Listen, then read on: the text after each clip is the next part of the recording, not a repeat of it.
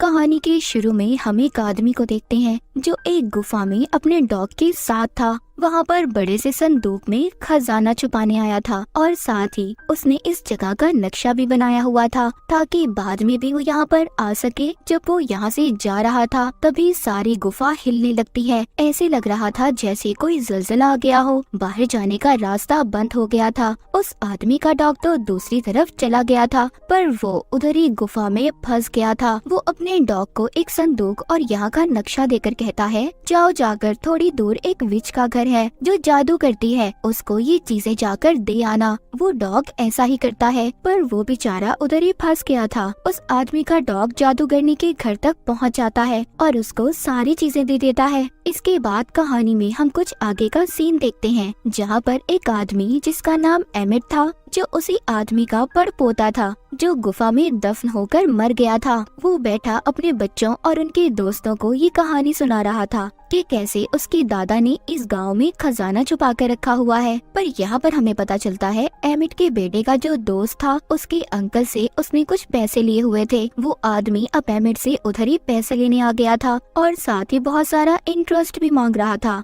वो एमिट को नोटिस देता है कि 5 दिन के अंदर अंदर उसे उसके सारे पैसे लौटाने होंगे। अगर उसने ऐसा ना किया तो उसका घर और फार्म जब्त कर लिया जाएगा। वो आदमी सब कहकर चला जाता है। उसके जाने के बाद कुछ लोग एक गाड़ी में एमिट के दादा का कुछ सामान लेकर आते हैं जो मरते हुए वो एमिट के नाम कर गए थे। उसको एक बड़ा सा बॉक्स दिया जाता है जिसको एमिट देखकर बहुत खुश होता है। वो ये सोच रहा था कि शायद उसके अंदर बहुत सारे पैसे होंगे जो हमारे काम आएंगे और मैं अपना सारा कर्ज वापस कर दूंगा। लेकिन जब वो उस बॉक्स को खोलता है तो उसमें एक डॉग था जिसको टिम्बर कहकर बुलाया करते थे। वो उसको अपने बच्चों को देकर अपनी दोस्त के साथ शहर की तरफ काम के सिलसिले में चला जाता है ताकि वो कुछ पैसों का बंदोबस्त कर सके और अपनी बड़ी बेटी को ये जिम्मेदारी देता है कि तुमने सब बच्चों का ख्याल रखना है। एमिट का बेटा उसकी दोस्त की बेटी के साथ उस बॉक्स को उठाकर अंदर लेकर आता है जिसमें टिम्बर था। उसको उस बॉक्स में से अपने डैड के दादा की तस्वीर और एक नक्शा मिलता है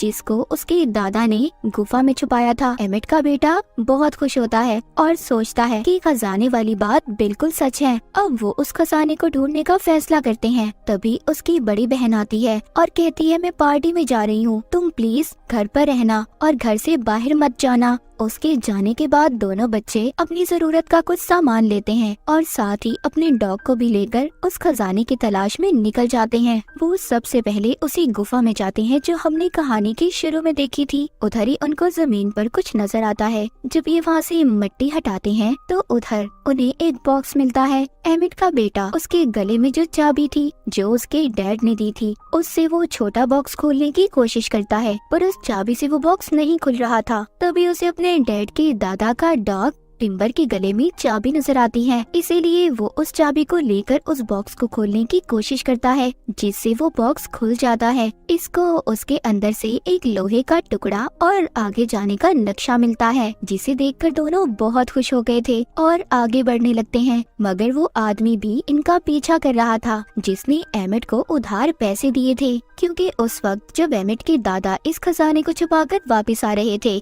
जो गुफा में ज़लज़ला आया था वो असल में इसी आदमी के दादा ने ब्लास्ट करवाया था, क्योंकि उस वक्त वो भी इस खजाने की तलाश में थे। एमिट के बेटे और उसकी दोस्त ने भी इन्हें देख लिया था, इसीलिए वो आदमी अपने कुछ साथियों को इनके पीछे लगा देता है। मगर वो तो यहाँ से भाग गए थे और नक्शे के मुताबिक आगे बढ़ रहे थे। आगे जाकर जब उनके डॉग उल्टा लेटते हैं तो उन्हें एक पहाड़ नजर आता है जिसको उल्टा लेटकर ही देखा जा सकता था। वो डॉग उनको भी देखने का कहते हैं।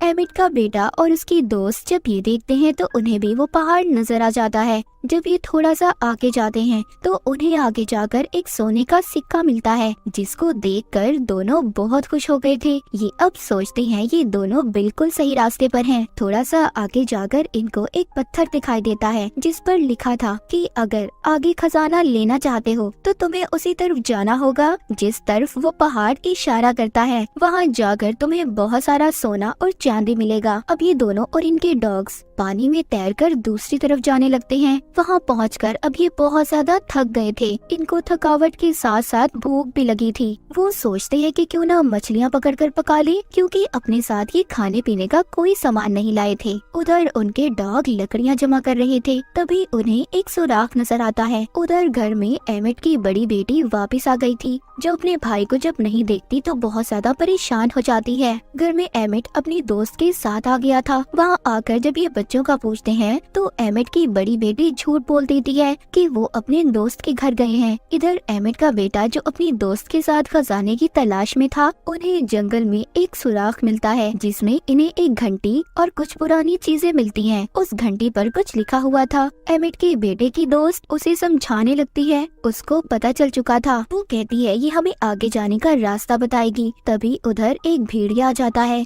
जिसको देखकर सब डर गए थे। एमिट का बेटा उस भेड़िए पर अपना बैग फेंकता है, जिससे वो भाग गया था। दूसरी तरफ वो आदमी जो बच्चों का पीछा खजाना हासिल करने के लिए कर रहा था, उनके पास भी वो भेड़िया आ जाता है, जिससे सभी डर गए थे और जाकर अपनी गाड़ी में बैठ जाते हैं। उस आदमी के पास एक ऐसी डिवाइस थी जिससे बिजली के झटके दिए जाते थे। वो जब उस बिजली के झटके देने वाली डिवाइस को भेड़िए पर इस्तेमाल करने वाला था, तभी गलती से वो जल जाती है और हड़बड़ाहट में बिजली के झटके इसी आदमी और इसके साथियों को लग जाते हैं। उधर एमिट को जब बच्चे नहीं मिलते तो परेशान होकर वो उन्हें ढूंढने निकल जाता है। उधर एमिट के बेटे की दोस्त के पास एक ट्रैकिंग डिवाइस थी, जिसकी मदद से एमिट बच्चों को ढूंढने निकल गया था। उधर बच्चे आगे बढ़ते हुए उसी जादूगरनी के घर पहुंच गए थे, जिसको बहुत सालों पहले एमिट के दादा के डॉग ने एक बॉक्स और कुछ सामान दिया था। वो जादूगरनी कोई आम जादूगरनियों की तरह नहीं थी, वो तो बल्कि एक अच्छी जादूगरनी थी। जब वो बच्चों को ऐसे थका हुआ देखती है तो अंदर आने का कहती है और एमिट के बेटे की दोस्त की चोट पर दवाई लगाती है और बताती है कि मैं यहाँ पर अपनी माँ के साथ रहती हूँ, जो भी बाहर गई हुई है।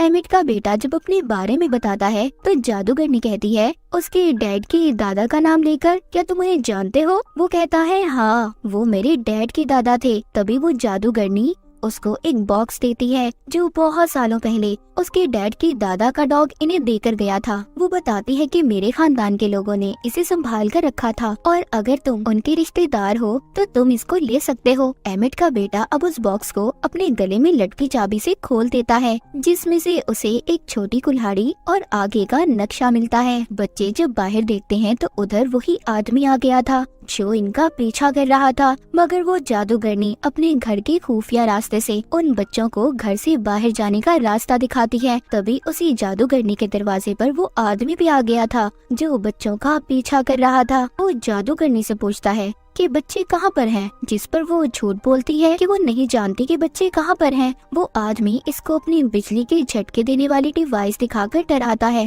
कहता है देखो, अगर तुमने मुझे सच ना बताया तो अच्छा नहीं होगा तुम्हारे साथ।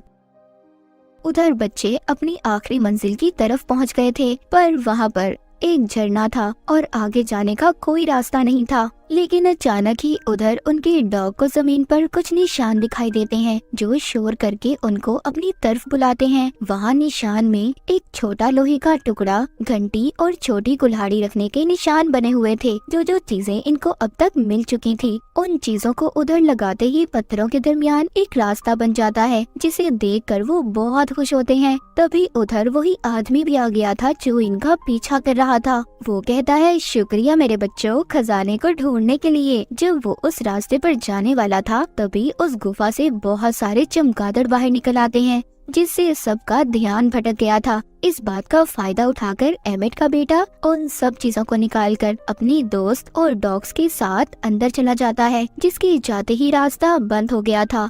वो अंदर आकर इधर उधर खजाना ढूंढने लगते हैं। ये वो ही गुफा थी जहाँ पर एमिट के दादा ने खजाना छुपाया था। ये सब ट्रॉली में सवार होकर आगे बढ़ने लगते हैं। बाहर वो आदमी जो खजाने का पीछा कर रहा था, वो बॉम्ब को ब्लास्ट करके रास्ता खोल लेता है। तभी बॉम्ब के फटने की आवाज एमिट भी सुनता है। वो भी उधर पहुँच चुका था। अंदर गुफा में एमिट के बेटे को वही संदूक मिल जाता है जो एमिट के दादा ने छुपाया था। वो जब उसको खोलते हैं तो उसमें सिर्फ हड्डियाँ थी। वो सोचते हैं इतनी मेहनत करने के बाद भी हमें सिर्फ ये पुरानी हड्डियाँ मिली, क्या फायदा हमारी इतनी मेहनत का। पर टिम्बर को उधर सोने की एक हड्डी मिलती है। जब वो थोड़ा सा आगे जाकर देखते हैं तो वहाँ पर बहुत सारा सोना था। उनको अपनी आंखों पर यकीन नहीं आ रहा था कि उन्होंने खजाने को ढूंढ लिया। लेकिन उधर वो आदमी जो खजाने की तलाश में था उधर आकर सबको पकड़ लेता है। उधर ही जादूगरनी का डॉग भी आ गया था जो उस आदमी पर हमला कर देता है। तभी सारे डॉग उसके बाकी साथियों पर भी हमला कर देते हैं।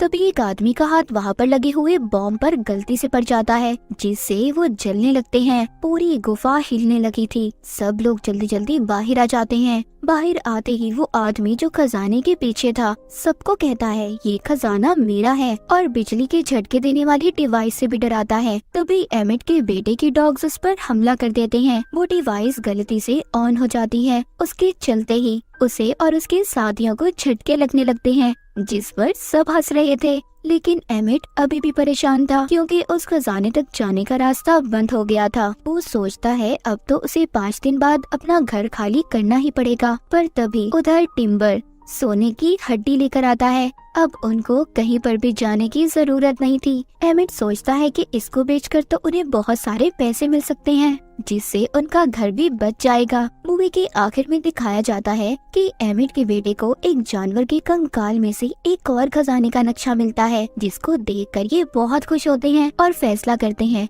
कि इस खजाने को भी ये ढूंढेंगे। इसी हैप्पी एंडिंग के साथ ये मूवी यहीं पर खत्म हो जाती है।